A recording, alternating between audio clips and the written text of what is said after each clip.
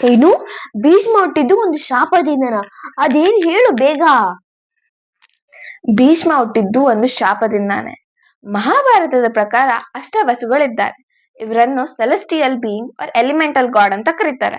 ಇವ್ರೊಮ್ಮೆ ಟ್ರಿಪ್ಗಂತ ಅವ್ರ ಹೆಂಡತಿಯರ ಜೊತೆಗೆ ಭೂಮಿಗೆ ಬರ್ತಾರೆ. ಬಂದಾಗ ಋಷಿ ವಸಿಷ್ಠನ ಹಸುವಾದ ನಂದಿನಿನ ನೋಡ್ತಾರೆ. ಅದನ್ನ ಹೇಗಾದ್ರೂ ಮಾಡಿ ಕಳ್ತನ ಮಾಡ್ಬೇಕು ಅಂತ ಡಿಸೈಡ್ ಮಾಡ್ಕೋತಾರೆ.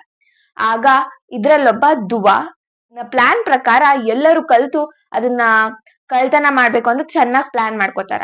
ಈ ವಿಷಯ ಋಷಿ ವಸಿಷ್ಠನ್ಗೆ ಗೊತ್ತಾಗುತ್ತೆ. ಆಗ ಋಷಿ ವಸಿಷ್ಠ ಆ ಅಷ್ಟವಸುಗಳಿಗೆ ಶಾಪ ಕೊಡ್ತಾನೆ. ಅವರು ಭೂಮಿ ಮೇಲೆ ಹುಟ್ಟಿ ಮನುಷ್ಯರು ಪಡೆಯೋ ಎಲ್ಲಾ ಕಷ್ಟಗಳನ್ನ ಪಡ್ಬೇಕು ಅಂತ. ಆಗ ಆ ಅಷ್ಟವಸುಗಳು ತುಂಬಾ ರಿಕ್ವೆಸ್ಟ್ ಮಾಡ್ತಾರೆ, ಪ್ಲೀಸ್ ಪ್ಲೀಸ್ ಪ್ಲೀಸ್ ಅಂತ.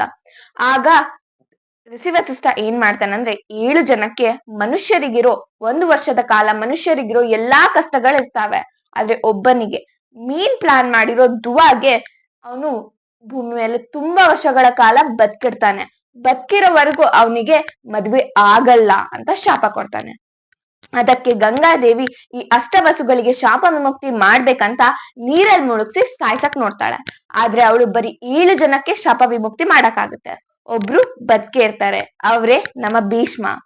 ಭೀಷ್ಮ ಮದ್ವೆ ಆಗಲ್ಲ ಅಂತ ಪ್ರತಿಜ್ಞೆ ಮಾಡಿದ್ದು ಯಾಕೆ, ಯಾವ ಸಿಚುವೇಶನ್ ಮಾಡ್ದ, ಯಾರಿಗ್ ಮಾಡ್ದ ಅನ್ನೋದನ್ನ ನಾವು ನೆಕ್ಸ್ಟ್ ಎಪಿಸೋಡ್ ಅಲ್ಲಿ ತಿಳ್ಕೊಳ್ಳೋಣ.